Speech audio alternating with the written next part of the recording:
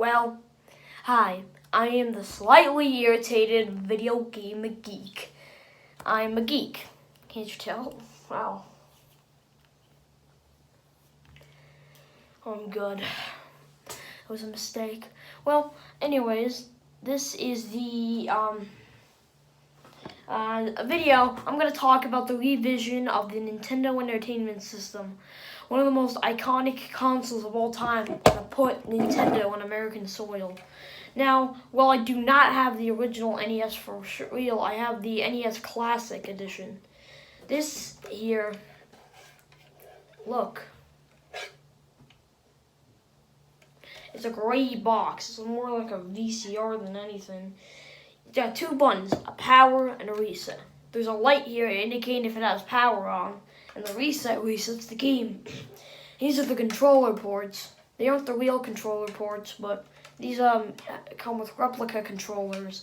And on the back, you got the HDMI hookup and the OC in, or USB micro if you want to be a geek like me, or a nerd, whatever else. Crap. Well, anyways, that is this console, but they did another one. Introducing the NES 2, or otherwise known as the NES Top Loader. In this console, it was released during the 16-bit era to reduce costs of it. The design is very interesting.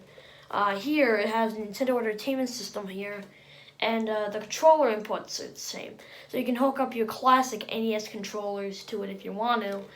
And you got power and reset. You put reset, it does this, and power turns it on. One issue with it, though, that you may notice is that there's no light. So if you have an electrical outage because you fell asleep and didn't realize your NES was still on, well, okay.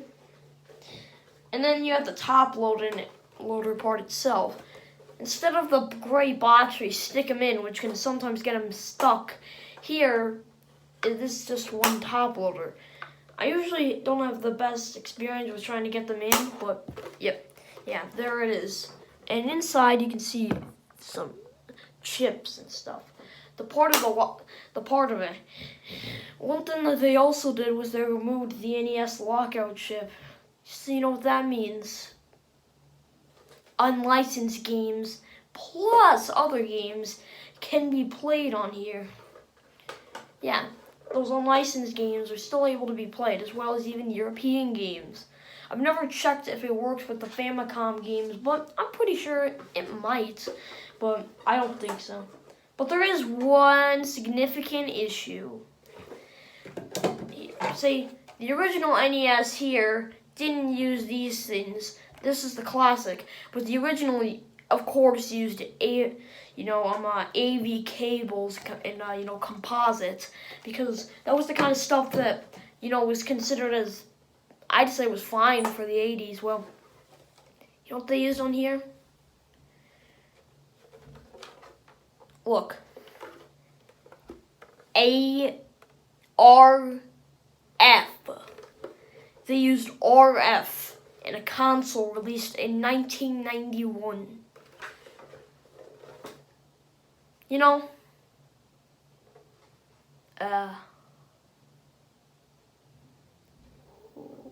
Why did they do that? Why did they do that? The problem is the composite cables are now RF. Look, so you have two cards here. I'm gonna put this, you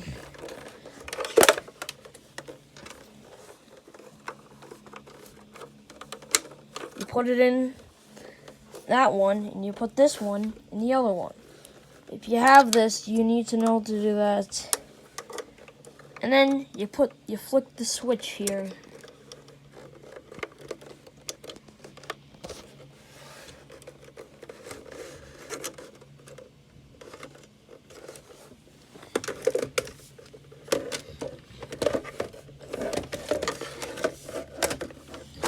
Yes, you gotta stick it in like that. Which, and also there's another box thing right here. No, it's not that one. There's way too many box things. Oh, and this one, of course, the giant one. That's even bigger than the Atari 5200. It's a box. They're just almost as big as the ColecoVision adapter. That was really huge. You know, if that problem didn't exist, we would not have that issue today. You know, I would not be complaining about that. I forgot about the new controller. Oh yeah, the new controller, the dog bone here. The original NES controller is more classic, but this feels great. It feels like a Super Nintendo controller. Your arms feel great, suited to these top parts.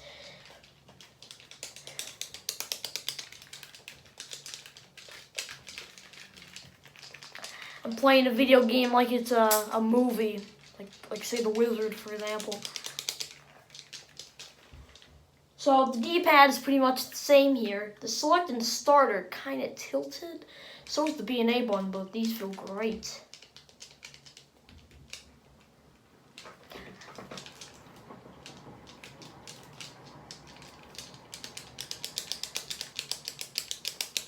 Oh, this feels amazing. Yeah, so these feel great. Like Tony the Tiger. Conclude today's show. The NES top loader was a good add-on, second chance for the console, but it wasn't. But it had a couple of flaws by comparison to the first version of it. But it's still the definitive way to play NES classics.